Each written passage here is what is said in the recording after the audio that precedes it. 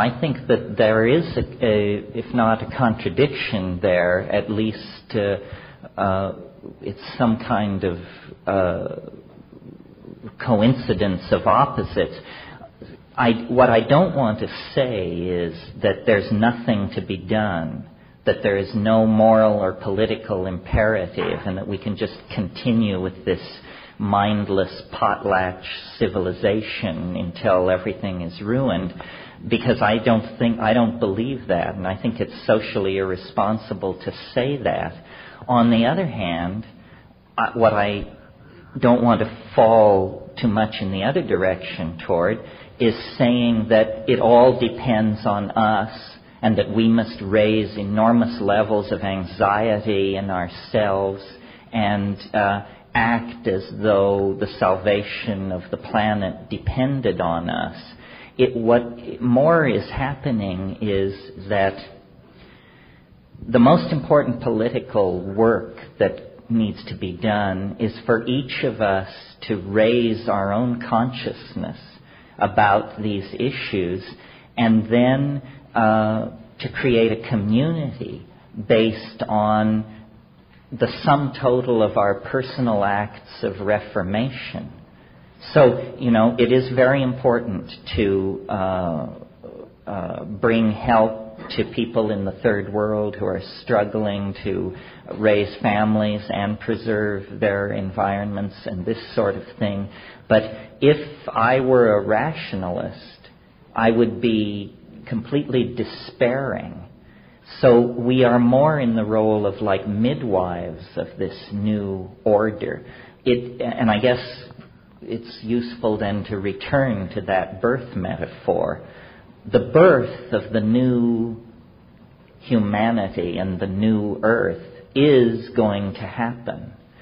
But in the same way that a midwife or an obstetrician can ease a birth, make it smoother, make it less painful for all concerned, that's the role that political activism needs to take. So I think we should act as though the salvation of the earth is on our shoulders, but feel as though it is an automatic unfolding that we need not have anxiety about. The Chinese philosopher Wi Po Yang said, worry is preposterous. And I think that's true. We don't know enough to worry. And to worry is, in a sense, a kind of act of hubris, because you are claiming complete knowledge of the situation and then you worry. And so what is much more empowering and what makes the process of historical ending easier, I think, is to act from your heart, and to individual acts of caring are more important than giving your energy to grandiose political schemes. I mean, it almost comes back down to the gospel admonition to, heal the sick, clothe the naked, visit the imprisoned, bury the dead.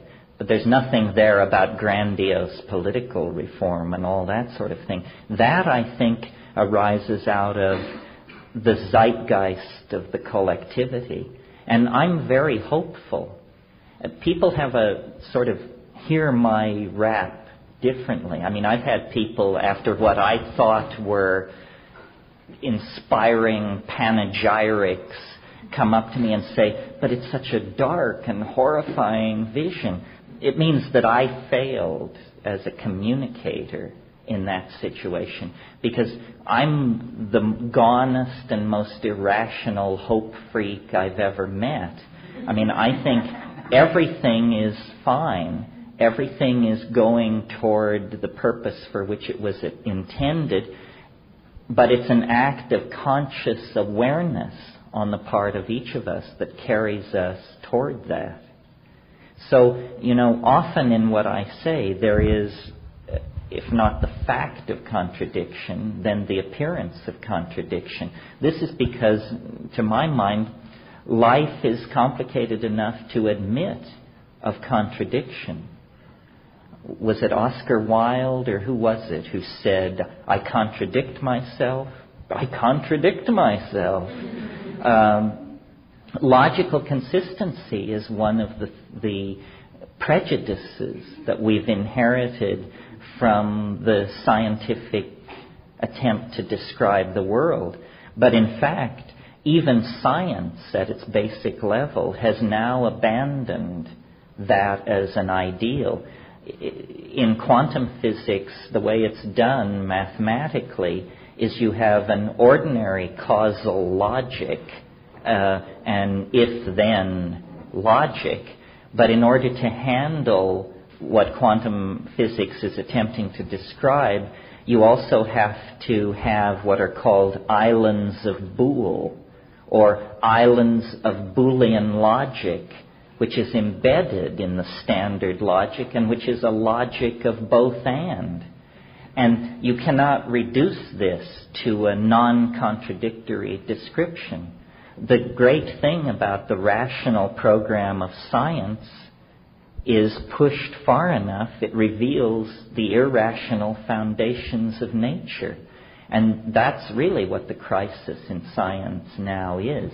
The cutting edges of physical science have contacted the Heisenberg uncertainty principle in the 20s, the anthropocentric principle in the 80s and 70s, and we are realizing that somehow the notion of an observer outside the system with a godlike objectivity and zero input into the situation, that was a necessary fiction for the more naive program of description of nature. But as we move into the more sophisticated description of nature, we have to place the observer in the picture, and then there is going to be a reverberation of contradiction that is probably can't be gotten rid of.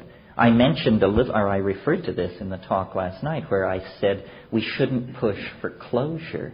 We should accept that it is in principle mysterious, and so we are never explaining life or relationships or economies or whatever we're looking at. We're describing them with ever more prescient accuracy, but we cannot eliminate the unknown. One of my teachers years ago, West Churchman, wrote a wonderful book called Planning on Uncertainty.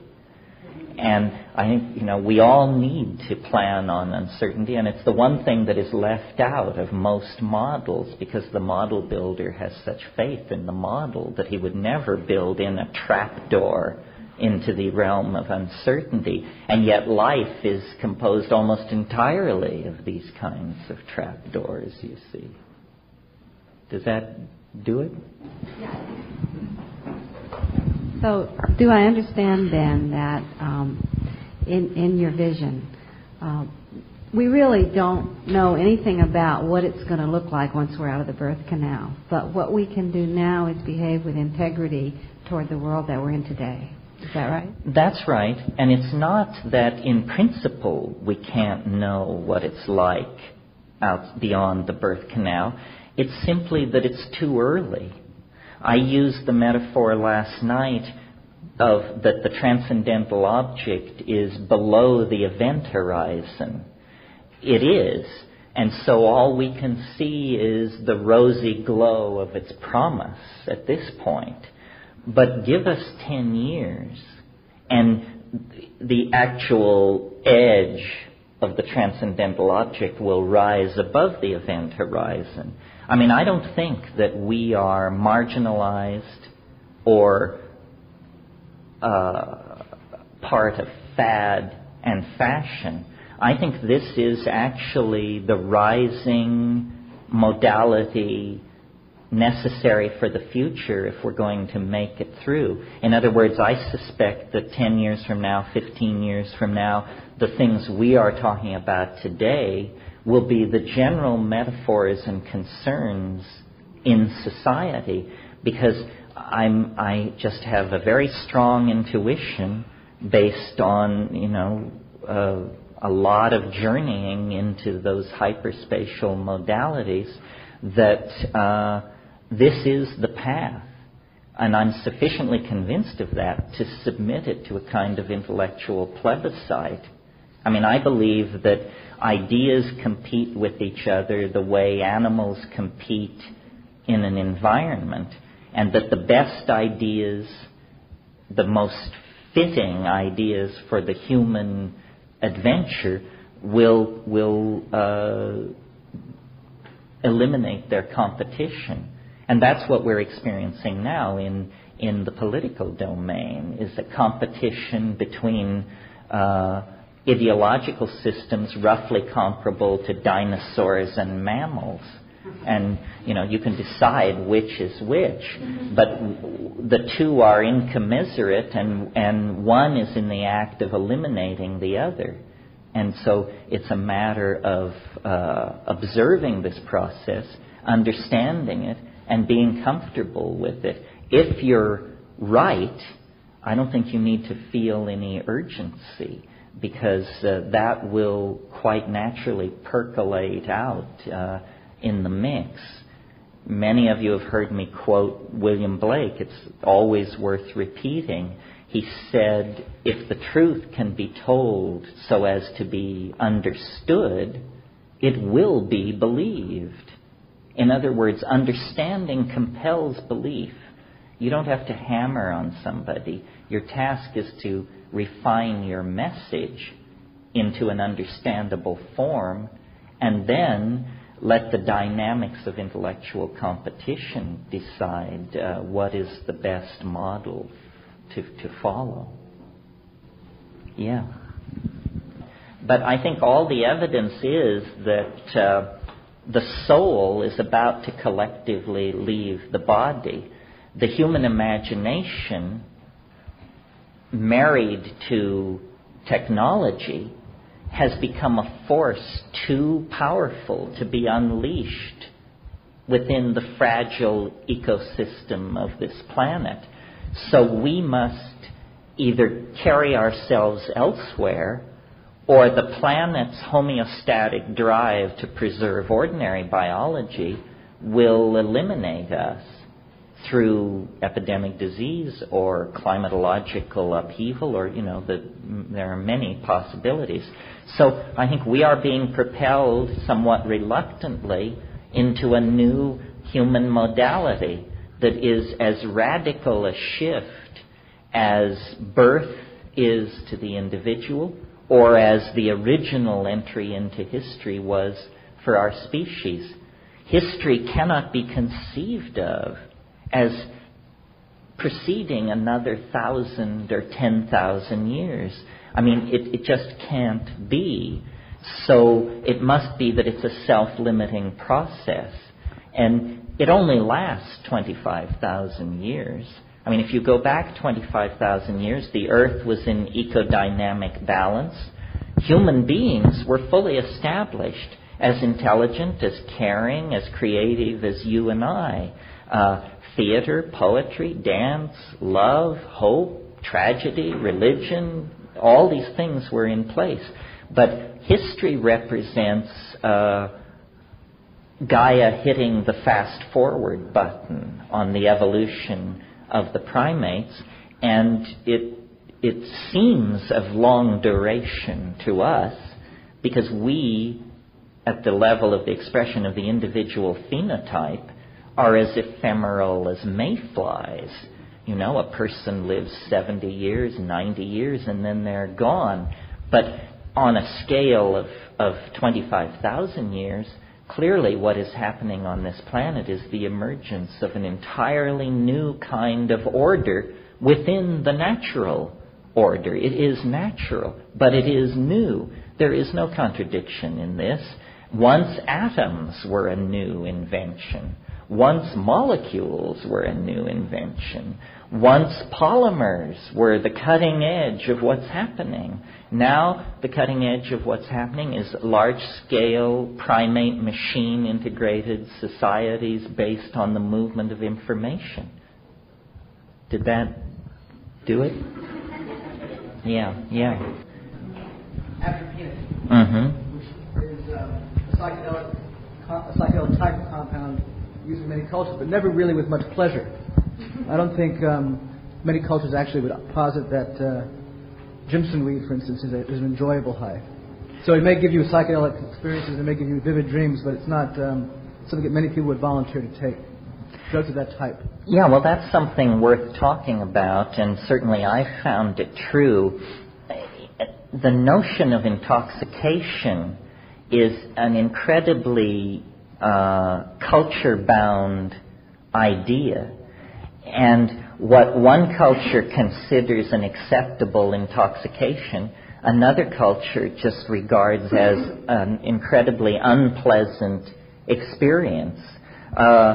Alcohol in high doses is not something most rational people would care to repeat, I think, unless there were cultural conditioning pushing you toward that. Or tobacco. I mean, essentially that's an experience of toxicity. And until you build up tolerance to the more toxic aspects of tobacco, every time you smoke it, you turn green and become nauseated. We had the experience in the Amazon. There was, for years, my brother and I pursued a hallucinogen called ukuhe that was in use in a very restricted area by 3 tribes of Indians. And the reason we were interested in it is because the ethnographic literature said that the shamans used it to talk to little men. And because we had encountered in the DMT flash these things that I've called self-transforming machine elves, we were interested in an aboriginal hallucinogen that would let you talk to little people of some sort. And the chemistry of these things was known, of the ukuhe, gradually became known in the 70s, and it was made from the resin of a certain tree which elaborated not only DMT, which is a clean, fast-acting psychedelic tryptamine, but also a number of other tryptamines. And, you know, after immense expense and physical wear and tear, we, on the upper Yaguas-Yasu drainage in Peru, we actually contacted people who knew how to make this hallucinogen. And, you know, we thought it was going to hurl open the doorway to the golden realm. And when we finally got to the bioassay of it, which is a term which means getting loaded on it, it was really tough to take this stuff. And, you know, your heart felt like it was just going to hammer its way out of your chest. And there were sweats. And there was hallucination, but my God, you were monitoring so many other physiological systems going into crisis that, you know, it seemed almost ancillary. So then, you know, lived through it. The next morning, troop down to the shaman's hut and say, you know, listen, Basilia, we have to talk. And then him saying, well, yeah, it takes getting used to. And, you know, that's why our shamans don't live very long. And so then you realize, what we're dealing with here is a culture that has sanctioned this experience and projected a lot of cultural baggage onto it, but that if you're the unsold customer, you say, you know, I think once is enough. Thank you for that. A more familiar case that I think is similar, although some people rise up in holy wrath and we get into great arguments about this, but my personal opinion is that Amanita muscaria, do you all know what that is? It's the red mushroom of European folk mythology. In German it's called the Fliegenpilz. It's atropinic too. It's atropinic too. Well, a lot of people who never got loaded on it spewed a lot of scholarly argument about how this was a wonderful shamanic intoxicant. But I submit to you, in most cases, it comes closer to being an ordeal. And it may be that because of genetic variation, seasonal variation, individual variations in the expression of its genome, edaphic factors, meaning the soil that it grows in, the nature of its mycorrhizal relationship, and in other words, we've staked out here about an 8-variable equation relative to Amanita muscaria, that sometimes it's wonderful. But unless you have always been in that area and can draw on the shamanic lore of great tradition about it, I think just going out into the woods and faunching down on the first Amanita muscaria that you come upon is probably a ticket to the emergency room if you're not very careful. In Madagascar, there are no hallucinogens as we would understand it, but there are what are called ordeal poisons. This is an entire category in Madagascan Aboriginal shamanism. What's going on here, there are these plants which you take them and you at first assume you're going to die because you feel so bad, and then you feel so bad that you beg to die, and then you don't die. And you recover completely within 10 to 12 hours. And you are so damn glad to be alive that this has all the characteristics of a psychedelic experience. I mean, you come down a kinder, gentler, more attentive, more decent human being. But it's only because you've been hurled into the jaws of death itself and then brought back. That will work, folks. But so my interest has always been to squeeze the definition of psychedelic, to narrow it, to make it more precise. I mean, sometimes people say, well, it's about altered states. Well, there are all kinds of altered states, thousands of altered states, without even talking about drugs. We can talk about being in love, being abandoned in love, being jealous, being anxious about your financial situation, suddenly seeing your roots in high Atlantis. These are all altered states. None of them are psychedelic. Well, then you move into the realm of drugs. There are, as you mentioned, atropine states, tropane-induced deliriums, the ketamine-type states, states on the edge of anesthesia, states of extraordinary agitation brought on by the whole amphetamine family. All of these things are altered states, pharmacologically achieved, and to my mind, they are not truly psychedelic. What psychedelic means to me is, in structural terms, a very small number of compounds, all based on indole. The indole hallucinogens are the true psychedelics. And let's see, what are they? There aren't that many. There's LSD, which is a semi-synthetic, made in the laboratory, but from organic precursors, usually. LSD, ibogaine, about which not much is known because it has never achieved much currency in the underground in this country. Psilocybin, DMT,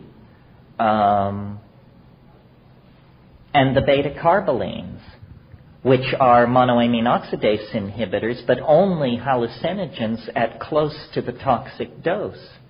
And that's it. What about peyote? Peyote is an interesting edge situation because mescaline is not an indole; it's an amphetamine. And if you look at the chemical pharmacological profile on peyote, it's different from all these others. First of all, an effective dose of mescaline is, according to the literature, 700 milligrams. That's a pile of white powder in the palm of your hand. In other words, it's an inefficient drug. It puts a lot of strain on your system. There are different ways to think about toxicity. One way is to ask, how much of this compound do you have to take to experience an effect? If you have to take 700 milligrams, then it's a pretty crude drug because that's a lot. On the other hand, LSD is at the other end of the spectrum. You can feel quite strongly 50 gamma, 50 micrograms of LSD. Help me out here. What is that? 5/10,000ths of a gram is 50 gamma. That is, to a pharmacologist, the fact that a human being can feel 50 micrograms of a compound is like a miracle. I mean, to give you an analogy so you can understand that, that's like having one red ant tear down the Empire State Building in 30 minutes. I mean, that's what it looks like when 50 gamma of LSD enter your body. So LSD has an incredibly low toxicity by that measure, you see. Well, then psilocybin falls in the mid-range. It requires about 15 to 25 milligrams, and this is an acceptable situation. The other way of talking about psychedelics, rather than structurally or in terms of dose-dependent profile, is it's a specific altered state. It is, first of all, I like the word hallucinogen or hallucinogen. See, I grew up in a cattle town in Colorado and I haven't shed quite all of it. But hallucinogens, because I was always fascinated by the idea of hallucination. To me, for some reason, the idea of seeing something which is not there just became the holy grail for me, because that was so challenging to my notion of what is possible. And so then when we lay these indole psychedelics out in front of us and are trying to make decisions, many people have a great enthusiasm for LSD because it empowers thought and stirs the engines of cognition. But it only reluctantly, compared to these other things, is a strong visionary hallucinogen. You usually have to synergize it with cannabis or mescaline, and then those combinations are highly visionary. What I love about psilocybin is that it causes you to hallucinate so effortlessly at relatively low doses and without a lot of accompanying sweating or tremoring or physical discomfort. And DMT is even more powerful as an inducer of visionary states. Now, people who have never had a hallucination, and if you read the literature, think that a hallucination means little traveling lights or colored lines or the kinds of things you see when you press on your closed eyelids. Those are not what I'm talking about. That kind of thing is called hypnagogia. Hypnagogia also includes chorus lines of dancing mice, little round candies, falling leaves, snowflakes. In other words, the flotsam and jetsam of the mental ocean, which is generally no more interesting than the flotsam and jetsam of the oceans of three space.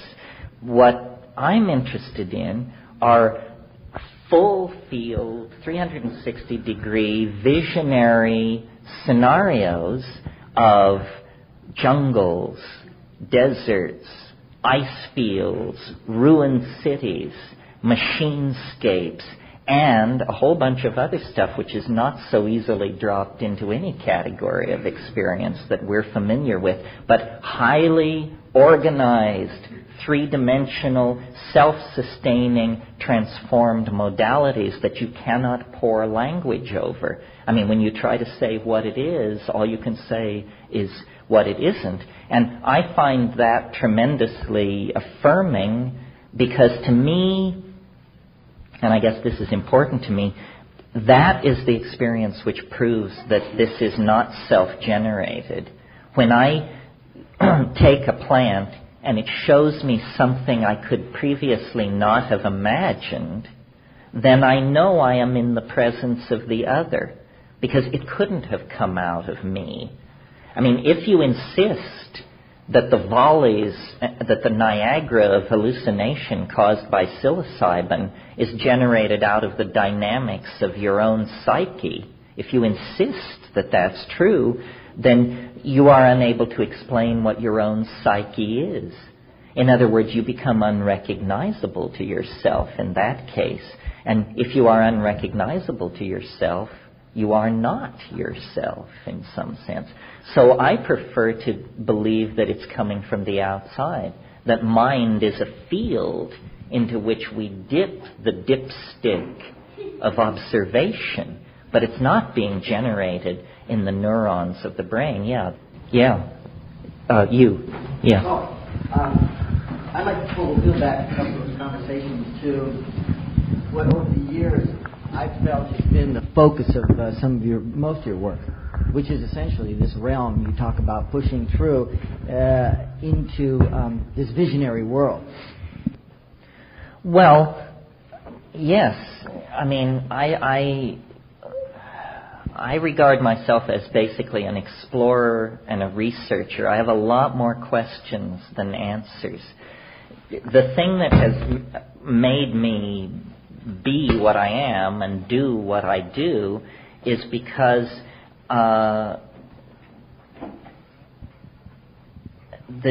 what they're telling you about these states of mind is a whitewash, in that they say, it gives you, and these are the pros, the people who are for hallucinogens say it's a form of instant psychotherapy, it's great for straightening out your relationship, if you're an architect, you can visualize buildings in 3D. They present it as a tool for understanding this world, its relationships, and its, interconnections.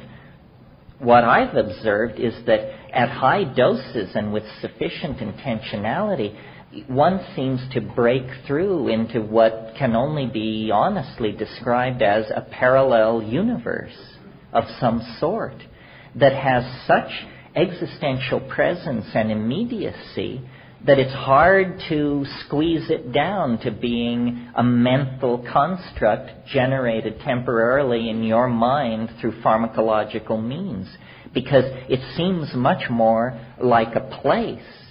And this is incredibly challenging to our way of thinking about reality, because we deny the existence of these kinds of mental realms. It seems almost as though, or here's a model for how it might be, it seems that reality is a series of heavily compartmentalized universes of some sort, and under extraordinary situations of mental perturbation achieved by any means, these membranes that keep these worlds mutually exclusive and sequestered from contamination by each other just simply dissolve, and you experience what Merceliade called the rupture of plane. And the rupture of plane is just like poking a hole in nearby space, and then lo and behold, the utterly unexpected is found to be alive and well right here, right now. I mean, and I can't stress enough how real this is and how confounding it is.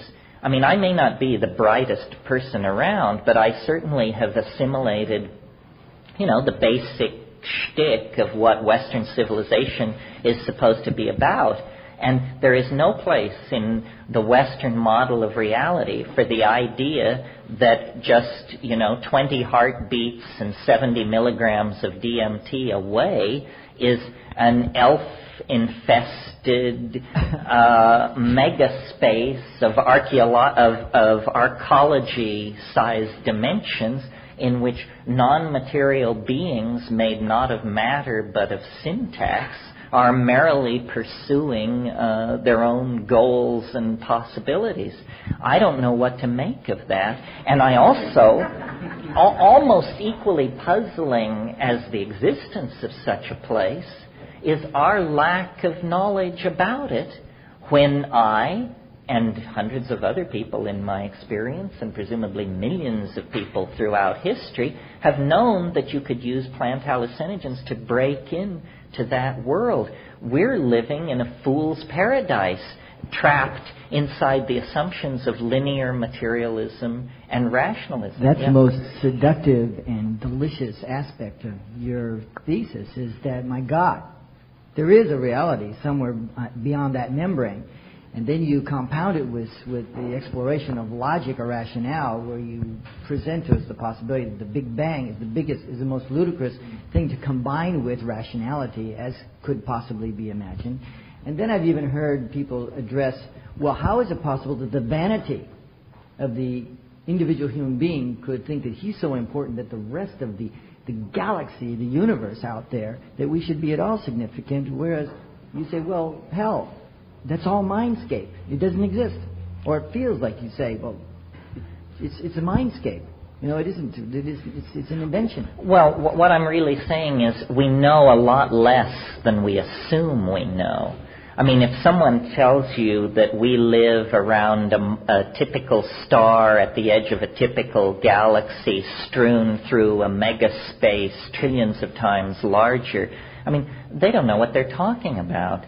That's just the cheerful assurance of modern astronomy based on a bunch of fishy formulas that were cooked up within the confines of the 20th century. I mean, the stars that shine down at night could be painted dots on a scrim for all we know. I mean, I'm not saying that's the case, but what I am saying is I think that the greatest disservice that science has done to humankind is the marginalizing of our own importance.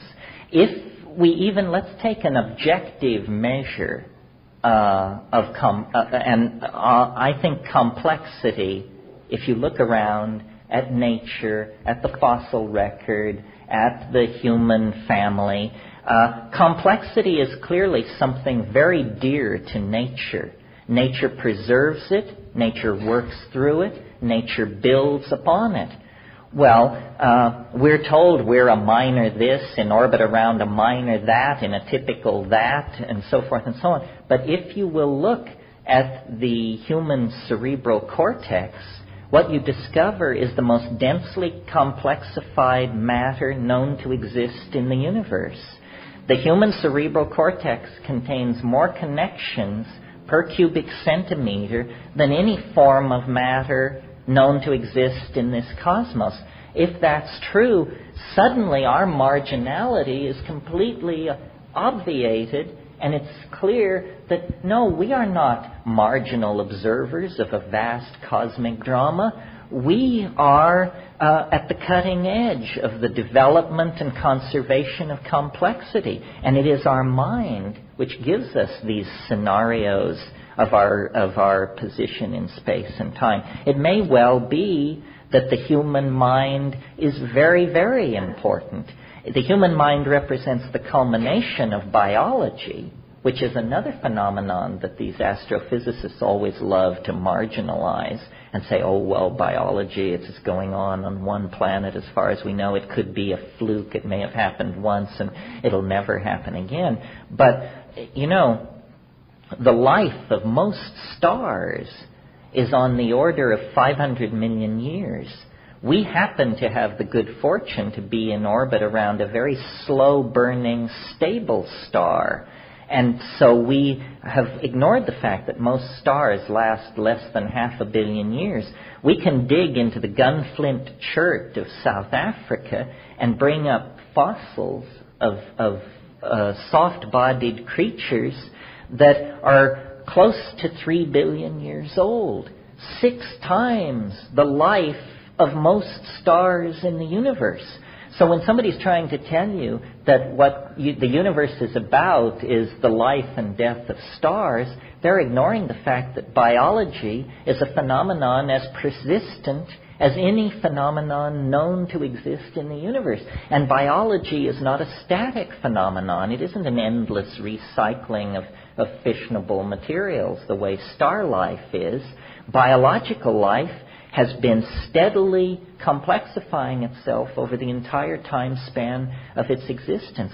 So life is not marginal. Mind, emerging out of life at its more complex levels of organization, is not marginal. And we are not marginal. We are, I think, tremendously important in the cosmic drama, and that a rational analysis of the situation will support that.